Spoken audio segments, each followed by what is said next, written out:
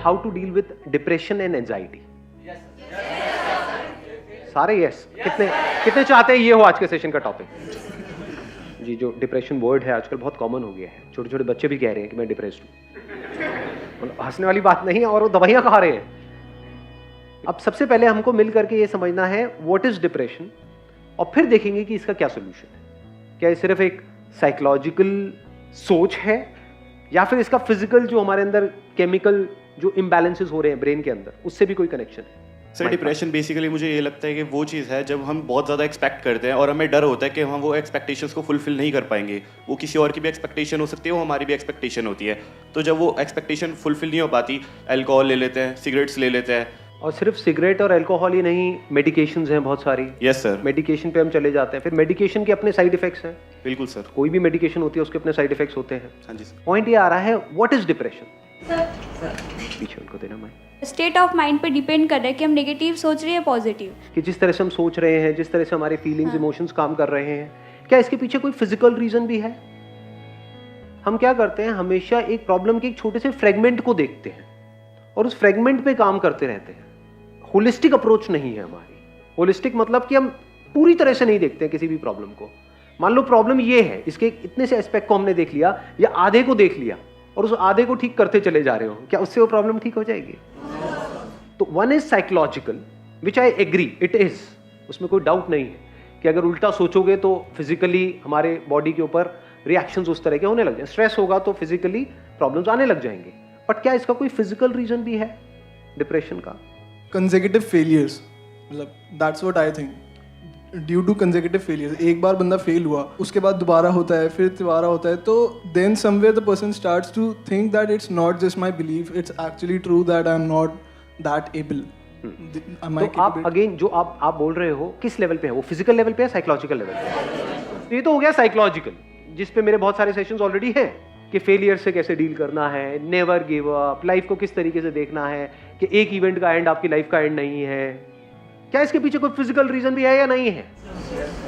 Physically कुछ ऐसा हो रहा है हम सबके साथ में जहां पर कोई बहुत बड़ी गड़बड़ है, और उस फिजिकल की वजह से psychologically we are not feeling good. कई बार ऐसा नहीं होता कि उल्टा सीधा कुछ नहीं हुआ है आपके साथ में, मतलब सब कुछ ठीक चल रहा है, फिर भी आपको अच्छा नहीं लग रहा, यू आर फीलिंग बैड। ऐसा हुआ है या नहीं हुआ है? मतलब बिना किसी वजह के ही मूड खराब है, ऐसा होता है नहीं होता है? ऐसा क्यों होता है? फॉर एग्जाम्पल बीमार होते हैं तो अच्छा फील नहीं होता, तो क्या वो साइकोलॉजिकल रीजन है या अंदर कोई बैक्टीरिया है, कोई वायरस है, कुछ कोई गड़बड़ हो रही है फिजिकल लेवल पे? ज्यादातर यही बहुत बड़ी प्रॉब्लम होती है। होता क्या है कि if a person is not feeling good, वो 2-3 दिन तक फॉर एग्जाम्पल बेड पर है, उसका कुछ करने का मन नहीं कर रहा है, that person is feeling sad without any, नहीं वो ब्रेकअप नहीं, वो तो फिर साइकोलॉजिकल हो गया। समझ गए? ब्रेकअप की वजह से बहुत सारे लोग खुश भी तो होते हैं।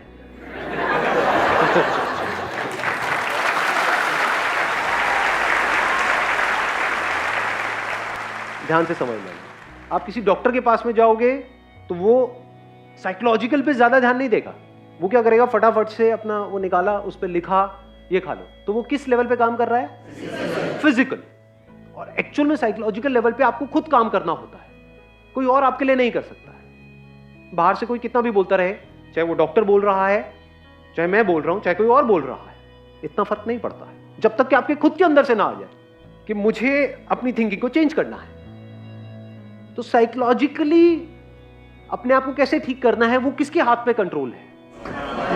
पूरी तरह से आपके हाथ में है। पहले तो इसको अच्छे से समझ लो। जिसने सोच लिया कि नहीं अब बहुत हुआ, अब मुझे आगे बढ़ना है लाइफ में, 1 सेकंड में बाहर, मतलब 1 महीने तक बैठ करके रो रहे थे, ऐसा होता है लाइफ में? नहीं होता है। कुछ गड़बड़ हो गई, पड़े हुए हैं, अरे यार सब खत्म हो गया, सब बर्बाद हो गया, अब कुछ नहीं बचा है, अब तो कुछ हो ही नहीं सकता है, मेरी जिंदगी झंड है, ये सब उल्टा सीधा अपने आप को बोले चले जा रहे। एकदम से एक मूवमेंट नहीं आता है, चल खड़ा हो, आगे बढ़ यार, कोई बात नहीं, क्या हो गया, और एकदम से सब कुछ बदल जाता है। इसको बोलते हैं साइकोलॉजिकल। उस वक्त अगर फिजिकल भी जो हमारी बॉडी का जो केमिकल लोचा है वो हमारा साथ दे तो और अच्छा हो जाएगा। यही तो दवाइयां करती है, जो डॉक्टर्स दवाइयां देते हैं उससे क्या होता है, अंदर जो फिजिकल लेवल पे गड़बड़ हो रही होती है उसको वो संभाल लेते हैं, उसके भी सिम्टम्स को संभालते हैं, कॉज को नहीं। आज हम कॉज पे जाने वाले हैं। दोनों में फर्क समझ आ रहा है? कुछ सिम्टम्स हैं। सिम्टम्स क्या होते हैं फिजिकल लेवल पे? कुछ तरह के केमिकल्स हैं जो रिलीज होने चाहिए हमारे अंदर ब्रेन में। फॉर एग्जाम्पल सेरोटोनिन है, डोपामीन है, कॉर्टिसोल तो स्ट्रेस हार्मोन होता है बेसिकली। कुछ ऐसे केमिकल्स हैं जो रिलीज होने चाहिए, वो रिलीज नहीं हो रहे हैं, तो you are feeling bad without any reason. उसके साथ में कुछ और भी उल्टे सीधे थॉट्स चल रहे हैं, तो और एक साइकिल घूम रही है। उन थॉट्स की वजह से और बुरा लग रहा है, जितना बुरा लग रहा है और थॉट्स आ रहे हैं। जब मूड खराब होता है तो कैसे गाने सुनने का मन करता है? समझ रहे हो ना क्या हो रहा है? और जितने सैड गाने सुनते हो क्या होता है? और सैड। और जब मूड बहुत बढ़िया होता है तब कैसे गाने सुनने का मन करता है? एनर्जेटिक। समझ रहे हो ना ये कैसे एक दूसरे को इंपैक्ट करता है, फिजिकल और साइकोलॉजिकल। इन दोनों को अगर हम समझ पाएं और इन दोनों लेवल्स पे अच्छे से काम करें, तब जाकर के इस प्रॉब्लम का हम एक्चुअल में परमानेंट सॉल्यूशन निकाल पाए। अब इसको ध्यान से समझ लेना, मतलब फिजिकली क्या गड़बड़ होती है, कुछ ऐसे केमिकल्स हैं जो रिलीज होने चाहिए हमारी ब्रेन में, वो नहीं होते हैं, जिसकी वजह से वी स्टार्ट फीलिंग बैड। और कुछ ऐसे केमिकल्स हैं जो रिलीज नहीं होने चाहिए, फॉर एग्जांपल कॉर्टिसोल, वो रिलीज होता चला जाता है, स्ट्रेस हार्मोन भी बोलते हैं उसको। तो ये मेडिकेशंस क्या करती है, उसको ब्लॉक करती है, जो रिलीज नहीं होना चाहिए, और जो होना चाहिए उसको आर्टिफिशियली क्रिएट कर देती है, वो रिलीज होने लग जाता है, तो आपको अच्छा फील होने लग जाता है, दवाई लेते एकदम से अच्छा फील होने लग जाता है। बट क्या ये परमानेंट सोल्यूशन है? बीमारी का इलाज करने के दो तरीके हैं, एक है बीमारी के जो सिम्टम्स हैं सिर्फ उसका हम इलाज करें, एक है बीमारी की जड़ को काट दें। फॉर एग्जाम्पल गाड़ी में आपके फ्यूल नहीं है और आप साइकोलॉजिकली बड़ा अच्छा सोच रहे हो, मुझे वहां जाना है, ये मेरा गोल है, मैं इतनी स्पीड पे चलाऊंगा, सारा प्लान बना लिया, गाड़ी में फ्यूल ही नहीं, दबाए चले जा रहे रेस। तो रीजन क्या है? फिजिकल है, साइकोलॉजिकल है? फिजिकल है। ऐसे ही बॉडी में अगर हमारे फ्यूल ही नहीं है या फ्यूल में ही मिलावट है, तो रीजन फिजिकल हो गया। मान लो किसी का पेट ब्लॉक है, 4-5 दिन से काम ही नहीं हुआ है, और वो यहां पर बैठे हुए हैं, बैठे होंगे,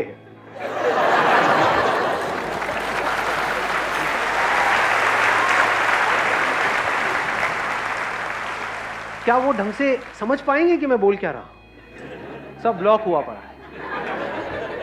आयुर्वेदा क्या कहता है? हर बीमारी की जड़ क्या है? पेट है। ये पता है हमको? क्योंकि जो भी फ्यूल चाहिए हमारी बॉडी को, चाहे ब्रेन को चाहिए, चाहे और ऑर्गन्स को चाहिए, कुछ भी चाहिए, यानी जो हम खाते हैं उसको एनर्जी में कन्वर्ट करने का काम कहां पर होता है? यहां पर होता है। तो अगर पेट हमारा ठीक काम नहीं कर रहा है तो ब्रेन कैसे ठीक काम करेगी? लगाओ दिमाग। मैं bachelor of Ayurvedic medicine surgery का स्टूडेंट हूँ। मैं एलोपैथी भी पढ़ता हूँ। तो जब आप आज बात कर रहे थे तो मेरे माइंड में सारी वही ड्रग्स आ रही थी, anti depressant, anti sedatives, anti hypnotics, जो आजकल डॉक्टर्स देते हैं। हाँ। सबसे पहले सर आपने जो एक बात बोली ना कि रूट, वो मेन चीज़ वही है। मैंने काफ़ी पेशेंट भी मेरे क्लिनिक पर आते हैं, मेरे फादर भी डॉक्टर हैं डिप्रेसेंट के। तो हम लोग क्या करते हैं, उन्हें एंटी सेडेटिव जो ड्रग है हमने उन्हें दे दी, जिससे कि माइंड रिलैक्स हो गया। अब क्या है, बंदा सो गया, तो उस बंदे को ये सोचना चाहिए कि जो मैंने मेडिसिन ली है आखिर वो कर क्या रही है। वो ये कर रही है ना कि वो मुझे सुला रही है, तो क्यों सुला रही है, डॉक्टर क्यों कर रहा है ऐसा? वो इसलिए कर रहा है ताकि आप जो है सोचे ना, माइंड आपका ज़्यादा ना सोचे, ओवर थिंकिंग। जब आप ओवर थिंकिंग में पहुंचते हैं ना तो ये सारी चीज़ें आपके साथ होती हैं, तो सब कुछ स्ट्रेस्ड आउट हो जाता है। Stressed out. देखो क्या होता है, जब हम बहुत ज़्यादा सोच रहे होते हैं, सोचते रहते हैं, तो अगर आप ध्यान से ऑब्जर्व करोगे ना अपनी बॉडी को, बॉडी कॉन्ट्रैक्ट होने लग जाती है। जब भी आप बहुत ज्यादा सोचते हो तो सब कुछ कॉन्ट्रैक्ट होने लग जाता है। ऐसा होता है, नहीं होता है? ये जो मेडिकेशन है क्या करती है, जो चीज एक तरीके से सिकुड़ गई है, कॉन्ट्रैक्ट हो गई है, उसको थोड़ी देर के लिए रिलैक्स कर देती है। ऐसे ही होता है? यस सर, यही होता है। एक स्टेप और आगे बढ़ते हैं आप, और बताओ। हाँ, तो सर यही कंडीशन ना, जैसे कि अब आप एंटी सेडेटिव ड्रग ले रहे हैं, तो वो जब आप लॉन्ग टर्म के लिए ले लेंगे ना, तो एक कंडीशन वो आएगी सर, आपको उतनी डोज से नींद नहीं आएगी फिर। ये इसका साइड इफेक्ट, जो आप सर बात कर रहे हैं, डोज बढ़ानी पड़ेगी। हाँ, डोज बढ़ानी पड़ेगी। तो इससे क्या होगी कंडीशन, आगे के लिए हमारे लिए बहुत प्रॉब्लम हो जाती है उस ड्रग से। और एक प्रॉब्लम और है मेडिकेशन में, वो भी मैं यहाँ पे क्लियर कर देता हूँ। मेडिकेशन क्या कर सकती है, एक तो जो आपकी बॉडी स्ट्रेस्ड आउट हुई पड़ी है, ब्रेन स्ट्रेस्ड आउट है, आपके ऑर्गन स्ट्रेस्ड आउट है, उसको रिलैक्स कर दिया। दूसरी तरफ से ये क्या कर सकती है, आपको उठा सकती है, कुछ ऐसे केमिकल्स रिलीज कर सकते हैं जिसकी वजह से आप एक्साइटेड हो जाओगे। ये दोनों ही स्टेजेस अगर नेचुरल ना हो तो खतरनाक है। जैसे कि सर कैफीन होती है, हाँ, जैसे कि हम लोग चाय पीते हैं तो उसमें कैफीन होता है। हाँ। तो कैफीन हमको हैप्पी हार्मोन्स रिलीज कराता है, एक स्पाइक हमको देता बहुत है। अच्छा लगता है। हम लोग क्यों कहते हैं चाय पीनी है, हमको चाय पीने के बाद अच्छा लगता है, हाँ। उसमें कैफीन होता है। हाँ सर यही सब। राइट। हाँ, एक मिनट रुको, अभी हम और बात करेंगे। नहीं, सही है, क्योंकि टेक्निकली भी बात हो रही है ना। Is over thinking a problem?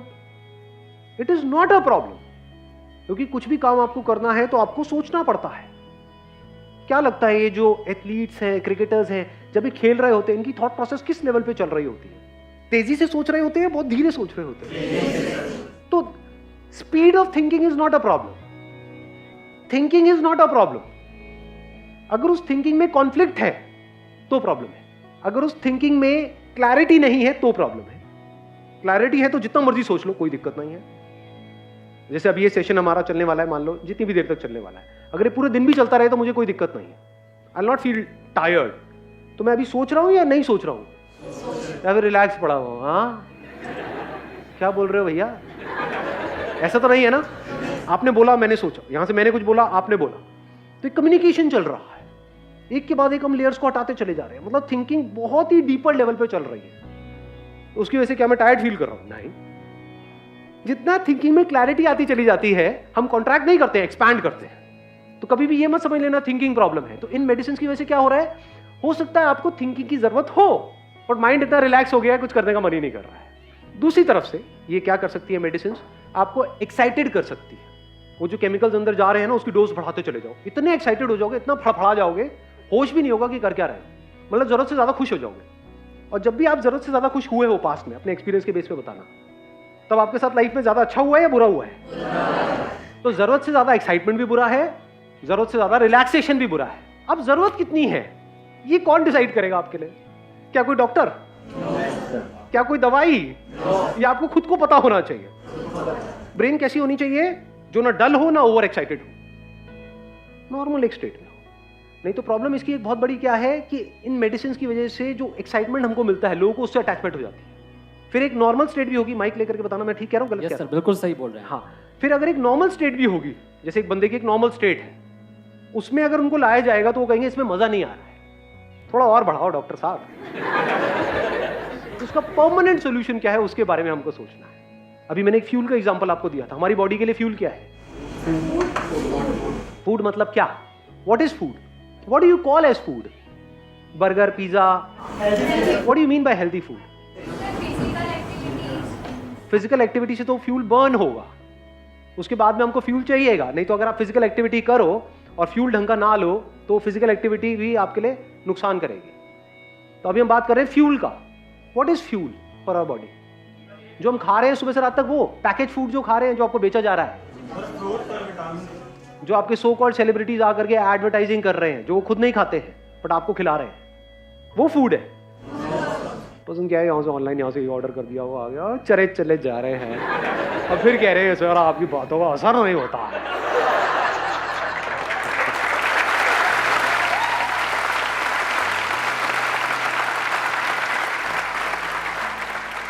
Diet के बारे में एटलीस्ट बेसिक नॉलेज आप गैदर कर लो। ये जो वाइट चीजें होती है उसको अवॉइड करो। वाइट क्या है? शुगर, सॉल्ट, वाइट ब्रेड, ये सब जो वाइट चीजें होती है ना, उससे थोड़ा सा बच करके रहो। तो अब फ्यूल क्या है? फ्यूल सिर्फ खाना नहीं है, ये बहुत बड़ी गलतफहमी है। घोड़ा क्या खाता है? चने तो अगर हम खिला दे तो खाता है, चने कहां से खाएगा वो?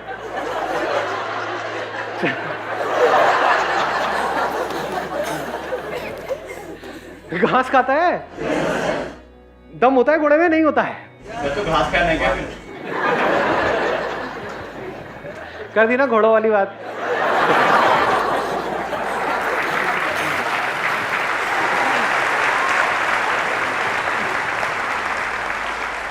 अरे मैं घास खाने के लिए नहीं क्या, घास में क्या होता है इतना नहीं पता है? मतलब कोई साइंस बैकग्राउंड से नहीं है? क्लोरोफिल नहीं होता है? क्लोरोफिल मतलब क्या? कहां से बनता है वो? सनलाइट से। तो इनडायरेक्टली क्या घोड़ा सनलाइट नहीं खा रहा है? सनलाइट में एनर्जी है या नहीं है? Vitamin D. अब देख लो ये क्या गड़बड़ हो रही है। सनलाइट मतलब विटामिन डी।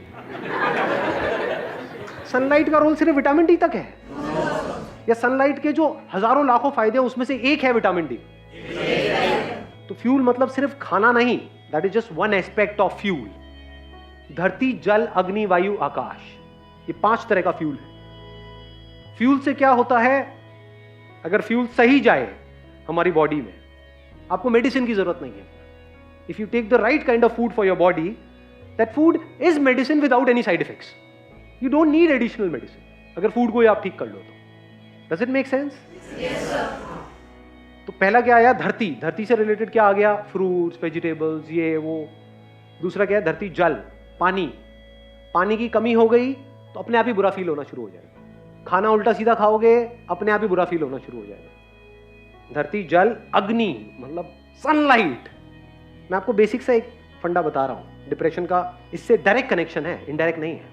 आपको एक डार्क कमरे में ले जाकर के बंद कर दिया जाए 7 दिन के लिए, अंधेरे कमरे में, तो एक नॉर्मल बंदा भी डिप्रेशन में चला जाएगा। और अगर आपको खुले में छोड़ दिया जाए, घोड़े की तरह, घोड़ों के साथ में, घोड़े भी भाग रहे हैं, आप भी भाग रहे हैं, और कुछ लोग अगर घास खाना चाहे तो खा सकते हैं, तो क्या होगा एक हफ्ते बाद? बताने की जरूरत ही नहीं, ऑब्वियस है। इसके बाद कौन सा आया? वायु, मतलब हवा। हवा कैसी है हमारे आसपास में? यहाँ पे दिल्ली में बढ़िया है, पॉल्यूटेड है। लास्ट क्या है? आकाश। आकाश मतलब स्पेस। आपको एक छोटे से कमरे में बंद कर दिया जाए, वहां अच्छा लगता है या खुले में अच्छा लगता है? किसी पहाड़ के टॉप पे अच्छा लगता है? तो आप कहोगे कि आप पहाड़ पे चले जाए? नहीं जी, घर पे जहां भी रहते हो, किसी अपार्टमेंट में रहते हो, उसकी छत पे तो जा सकते हो।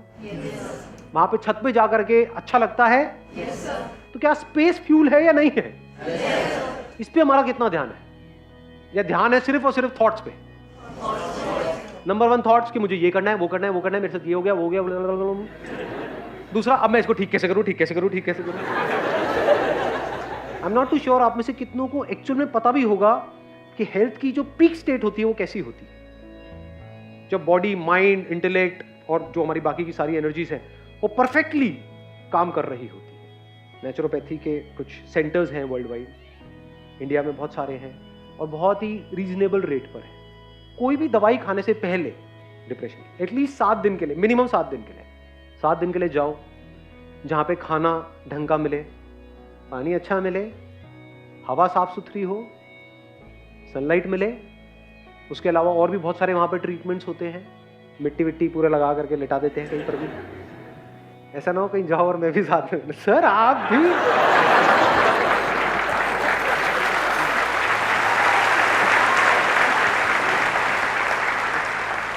पूरी इतनी लाइफ आपकी आगे पड़ी हुई है, उसके लिए क्या है 10 दिन निकालना बनता है नहीं बनता है? गाड़ी की भी हम सर्विस कराते हैं ना। अपनी कितनी बार आपने एक्चुअल में सर्विस करी है अपनी बॉडी की? करते ही नहीं, इसकी तो कहीं बात ही नहीं होती है। बात क्या होती है? टॉप करो, ये करो, वो करो। इट्स ऑल अबाउट करो करो करो करो करो। तो करके भी इन खचरों का कुछ होता नहीं है और रोने लग जाते हैं तो सर ये तो कर लिया लेकिन, सर लेकिन, सर लेकिन, लेकिन।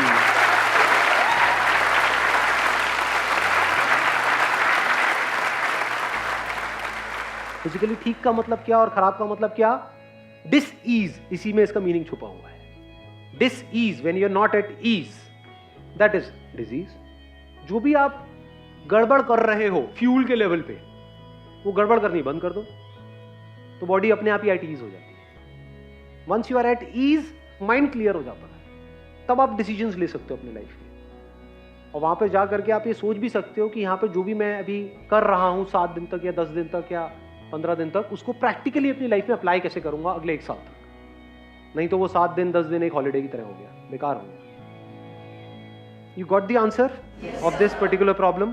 क्योंकि हो सकता है अभी आप में से कोई इसको फेस नहीं कर रहा है, लेकिन जिस तरह का हमारा लाइफस्टाइल है, जिस तरह का स्ट्रेस है, जिस तरह से कॉम्पिटिटिव एनवायरनमेंट है, आने वाले टाइम में आप सब इस सिचुएशन को फेस करने वाले हो।